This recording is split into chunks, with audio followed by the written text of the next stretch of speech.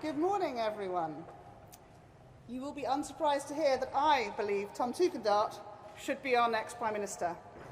Tom and I met in 2015 on our first day as MPs. Since then, I've got to know him, his family, those who he served alongside, and our shared outlook in the world has turned out to be very similar. Like me, he is a conviction politician, unashamedly willing to stand up for what he believes in and to kick down doors to make things happen for his constituents, for his country, and for our global family. His leadership record over a decade serving in the military, playing a vital role in the reconstruction in Iraq, just to name but one area, will shape our outlook as the UK on the world stage and at home. And while Putin's illegal invasion rages on, the people of Ukraine look to reconstruction. And I know that Tom's commitment to continuing our UK leadership in rebuilding lives, homes, roads and infrastructure will be unwavering. And we also must look to crack on with the maximisation of the benefits of Brexit. Everywhere I travel in the world, countries want to do business with the United Kingdom. They want our products and our services. They want our culture and our values. But you know what? For too long, we have done ourselves down as a country. So it's time for a fresh start. And I know that Tom will champion Great Britain and Northern Ireland and the businesses that make us world-class. He will make the UK, once again, the best place for businesses to invest and grow. Closer to home over the next few months, we are going to be faced with some tough decisions. I know that Tom will steer the nation through the storm, seizing the global opportunities Brexit has given to grow our economy. He is the person to unite our party and our country, with a clear vision to enrich lives across every part of our great nation. So I'm backing Tom for Prime Minister for 4 reasons. First, his ambition for the future of the UK, backing Britain on the world stage as we forge ahead with our world trade deals and the reforms still needed to make Brexit the springboard to the UK success that I campaigned for. Second, his bravery in making difficult decisions that will need to be taken, tackling the cost of living, sorting out NHS backlogs, primary care, and growing our economy. Third, his commitment, genuine, passionate commitment to protecting our great union. And last, his drive to deliver for every person in this country, and that starts with our economy. It's time for a fresh start. It's time for a clean start. It's time for Tom.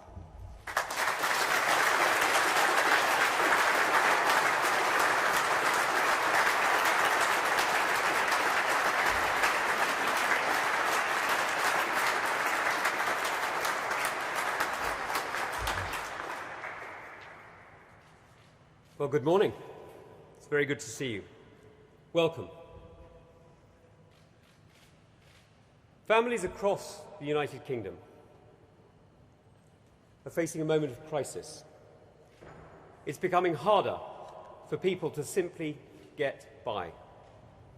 For so many, there is more month than pay, and we're facing danger abroad, division in our politics, an economy saddled with debt, and a creeping sense of despair about our collective future. This is a defining moment for us. It's a defining moment for our country, it's a defining moment for our party, and it's going to test the values on which we stand. I'm going to talk about economic policy today, but for me, for Conservatives, leading on the economy is not only a question of policy. It's a question of values, it's a question of mission, a question of our task and our purpose. We have been charged with the mission of advancing the interests of the British economy and the British people. They have asked us to hold ground for them, to secure the possibility of prosperity for each of them. They have asked us not only to hold the line, but to advance their aspirations, to move them and their children more confidently into the future, to hear them and to respond to them, and most importantly, to serve them, advancing all of us towards a future with a fairer, stronger, and more resilient economy. They've asked us to advance, and yet we have retreated. in a moment that is so desperate for so many, when our service is most needed, we have retreated. We have retreated into the pettiness of politics that is more about personality than principle. We have retreated into division when we desperately need unity. When our nation needed our party to function, we retreated into faction. When the moment demanded service, we delivered scandal. This is a crisis of purpose, of leadership, and of trust. We have been divided and distracted when we need to be united, responsive, and committed to our future and to the future of our people. I'm sorry, but I cannot accept retreat. We should not accept retreat. We must return to service. We need leadership with a renewed sense of mission. Leadership that sees beyond divisive politics and delivers results. Leadership that will return government to the service of our economy, our people, and our country. We need a clean start. For me, that is much more than just a slogan or a catchphrase. It's a mission statement. It describes our path forward together. It summarizes our advance orders for the next decade. It allows us to move forward together, afresh, optimistic, enthusiastic, confident, post-Brexit, and ready to seize the moment anew. That is why I'm introducing my 10-year plan for growth. It will return our government to the service of the British people and the British economy. It will make our economy stronger, our society fairer, and make our country more resilient. And it will do it by returning to the core values that unite us all as Conservatives. I believe in liberty and the low taxes necessary to defend it. I believe in responsibility and the honesty essential to delivering it. And I believe that with a clean start and with a return to service, we can ensure the prosperity of homes and families in every part of the country. Stronger, fairer, and more resilient. I believe that a clean start that returns us to the service of the people will produce a brighter future. Our economy should be advancing, not retreating, yet millions of people are opening bills with dread, not knowing what they'll have to cut to pay for what they need. They're filling up their car, wondering what it will cost to get to work the next day or the next month, and every day, families are seeing their savings being steadily eroded and wondering, will this be over by Christmas? This just isn't sustainable. It's not fair. It's not right. We must act. Like all Conservatives, I want people to keep more of their own money. I believe that we should cut the cost of government wherever we can, but this isn't an auction. I'm not here to bid for the highest or the lowest on every tax policy. I'm here to make the case that our economy can only prosper if we believe that people, and not Westminster, know best how to spend their money. I know the pain that families are feeling now, and that is why my first pledge is to take fuel duty down by 10 pence a litre. My second is to reverse the national insurance rise. Now, this isn't about percentages. It's about jobs. It's about families. It's about workers. That's why I didn't vote for the increase then, and I wouldn't do so now. But that's not enough. We need to go further. I want to ensure that we cut the right taxes and get the right results. Our investment incentives are amongst the worst in the OECD. That means that it's less attractive to invest in the UK than it should be. That fewer businesses buy machinery, train their staff, and plan for the long term. Now, economists call that productivity, and they tell us that we don't have enough of it. What that really means is that we don't create enough, we don't create fast enough, and we don't sell well enough. Now that means that every hour, British workers are not getting the return on their effort that they should, and people across our country are losing out. We can fix it. Businesses can invest more in technology and training to drive up real pay, not inflation. But they can only do it if we change the incentives, and that means making it cheaper for companies to invest in their future. That is why I'm committing to ensuring businesses have the certainty they need to invest for the long term by introducing a programme of permanent full expensing, giving firms the confidence they need to plan for future growth.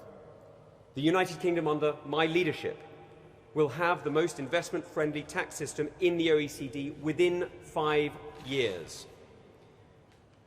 But let me make clear, tax cuts cannot be the only round in the magazine. My 10-year strategy for growth goes beyond taxes. What we need is deregulation to allow companies to thrive. Not because all regulation is bad, the market needs rules and a way to enforce them, but technology moves fast and often outpaces the regulators. So even when well-intended rules can become stifling, we need to find ways to change them. We need regulations that serve the best interests of our people and our economy, and those written for a different time and a different order need particular attention. I want to seize one of the biggest economic benefits of Brexit that we haven't yet grasped. I'm talking about the EU's Solvency II regulations. EU rules that force British insurers to sit on dead money that they're not allowed to invest. I will urgently reform these rules to bring these savings to life, employing people, starting businesses, building homes, and giving families a chance. To be clear, that will mean around £100 billion of British savers' money that can be put to work regenerating our communities and building homes. That's dead money breathing new life into our communities. The truth is that the last government hasn't moved far enough or fast enough. We need a clean start to bring energy and determination. And on this, we need to escape the EU's regulatory orbit now. Brexit has given Britain the chance to do better, and I will deliver. That's how we will harness this country's full potential. Because talent isn't exclusive to Telford. Brainpower is no greater in Brighton. And I can tell you, certainly from my position on the green benches, IQ in Islington is certainly not higher than in Inverness.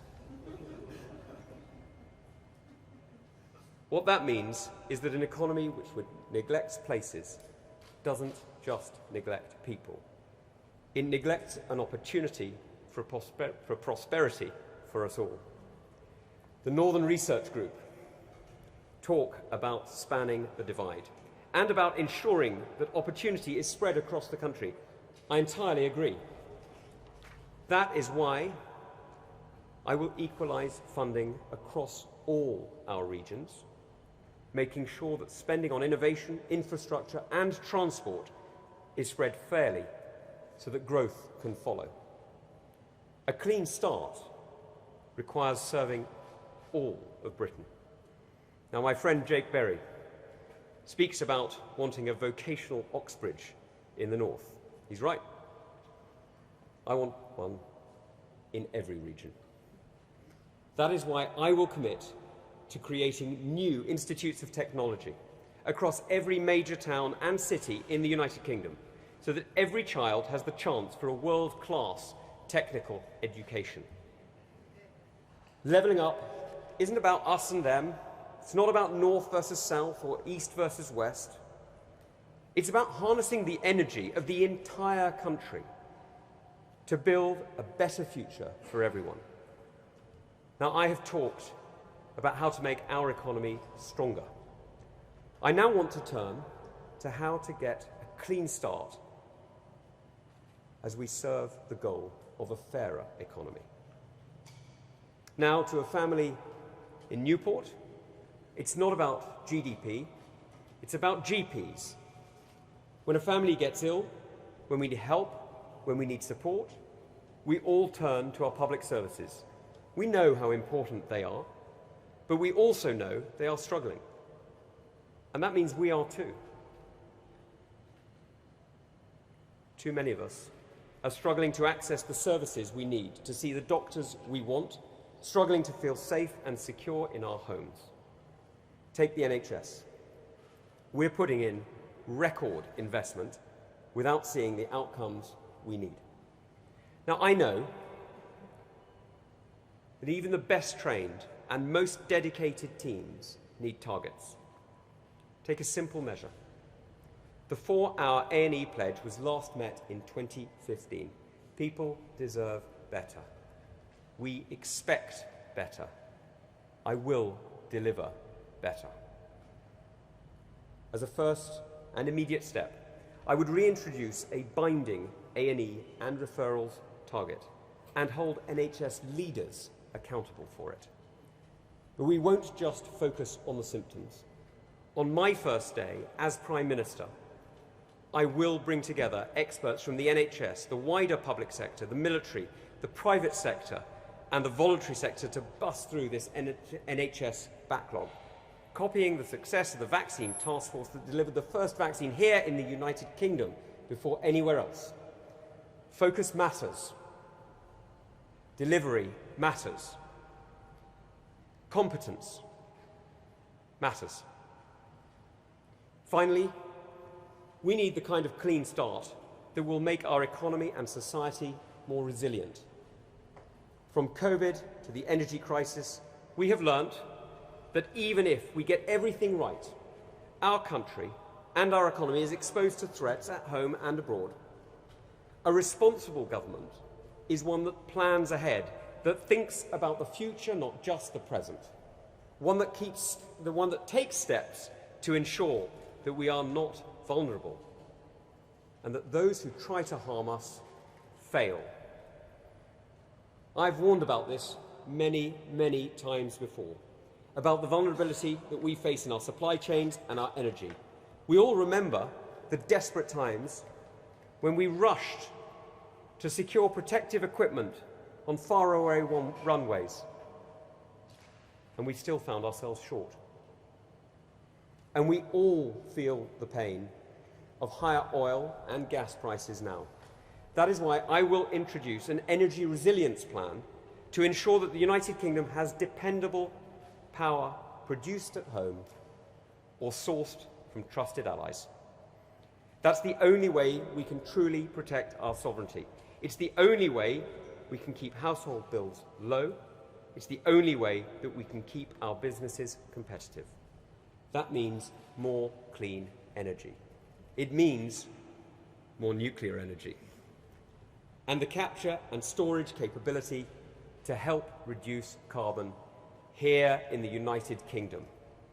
It means creating a strategy to ensure that we aren't dependent on China to produce or process our critical minerals or on hostile states for our gas. And it means working with our allies to ensure that where we do import energy, we do not compromise our values or our alliances. That is the only way that we can tackle the weaponization of our energy markets by hostile states. Let me say now, if we do not grasp this issue, we are giving ground to our enemies who will ruthlessly exploit it. Ladies and gentlemen, this great country of ours is at a crossroads. We are faced with some of the most daunting challenges at home and abroad.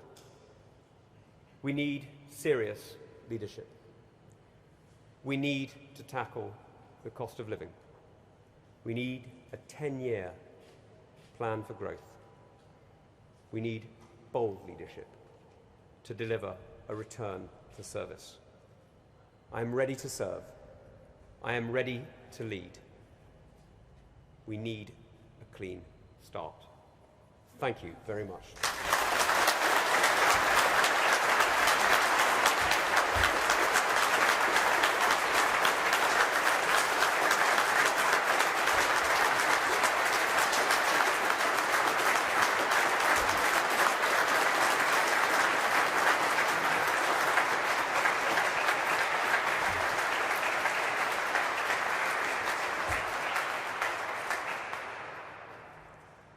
Thank you very much. I've been asked to take a question from the BBC. I suppose that's traditional. Brian, there's a fellow just behind you. Thank you. Tom, that was a very detailed policy speech, actually. There was a lot of stuff in there that you wanted to announce. But how realistic really are you about this bid to be leader, given the strength of the field and also the way that the contest is already shaking out? So is this really all about just becoming Foreign Secretary in someone else's government? No. And also, if I might also ask if you have any reaction to the BBC Panorama story that broke this morning about the SAS killing unarmed men in Afghanistan. Let me be extremely clear. I did not enter this race for any other purpose than to champion the values that I stand on and to lead the country that I love. That is why I am here. This is not a compromise position. This is not a negotiating strategy. This is a plan, and we're going to deliver it. I'm going to say something else because I think it's important. The Conservative Party is going to need an election after this to hold our party together. There is no way that anyone who makes it to the last two should either offer or accept a compromise that goes behind the backs of Conservative Party members.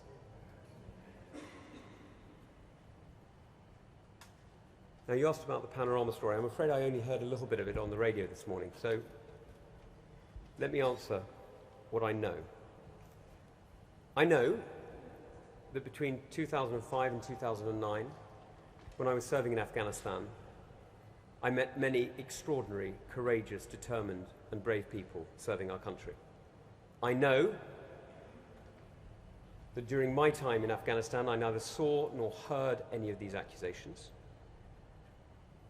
And I know that any investigation, any accusation, will be investigated fully by the Ministry of Defence. And that's not just because it's the right thing to do for the victims, or potential victims, or alleged victims. It's the right thing to do for the British military, because we stand on our values and standards as a country, and the military especially is absolutely reliant on those values and standards to maintain the ethos and discipline in war that is essential to victory. So I have absolutely no doubt that if there is any truth to these accusations, then the MOD will sort it out. Sam Coates. Mr. Tugendhat, first of all, you just talked about the need for an election. How soon do you think there should be an election? Are you talking about cutting short this Parliament? Down the road, in another leadership contest launch, it's incredible to believe that there's more than one at the moment, Dominic Raab has just said that this is no time to learn on the job. He's right, isn't he? And finally, you opened your speech by talking about Britishness. You've also talked about being a dual national. You have a French mother. What have you learned from that by being a dual national? Sure, well, I think the first thing I've learned about being a dual national is that I should have chosen my mother better when I decided to go into politics. There's only so many things I can change, Sam. That's not one of them. The reality is that the job of Prime Minister is unlike every other job in government. It's not a management job. It's not a departmental job. It's a job that demands vision and leadership. It demands a willingness to serve and to throw everything in the duty of serving the British people. This is no time to learn. What this is a time to look at a record of service, a record of delivery, under the most difficult and trying conditions around the world, and to see that this isn't learning on the job. This is putting all that experience to work on the job, and the best job and the hardest job in the United Kingdom. There is 2 years to go before a general election, at least now. There is no mandate for an early one. What there is a mandate for a new leader. What we need is we need a new leader to deliver. And when I am Prime Minister, I will be rolling out a new deal for Britain that will demonstrate how we're delivering before I go to the country and ask them to trust us again. Because we need to rebuild trust, and we're only going to do it if we get a clean start and the right team around that table. Thank you. Andy. Andy Bell? Is he here? We've lost Andy. I'll Great do shame. Daniel, ITV News. 2 questions, Tom, if you don't mind. Firstly, do you now regret voting for Remain in the referendum? And secondly, what is the biggest difference between you and Boris Johnson? I'm not sure I know how to answer the second question. I could start quite a long chapter in a book on that one. I think what's important is to look to the future, not the past. I think the real challenge in the United Kingdom is that while we've got Brexit done, we haven't made Brexit deliver. And that's what I'm promising to do. When I am leader of this country, when I am Prime Minister, I will lead a government that brings talent from across the party, that recognises that however you voted in the past does not mean that you're any less committed, any less determined to deliver for all of our homes, our communities, our families. Of course you are. The reason my colleagues stood as Conservative members of Parliament, the reason we are lucky to have such extraordinary talent in our party, at Westminster and in council chambers across the country, the reason that the Conservative Party is the natural party of government is because we are a party that prioritises service and delivery. And that is exactly what we will do. When I am leader, we will get back to serving the British people and make sure that the leadership of the party serves the membership to deliver the values that we all share. That's how I'm going to be Prime Minister here. Well, as I say, there are many differences. He had to pay a lot of money to hand over his citizenship. I'm not allowed to give up mine.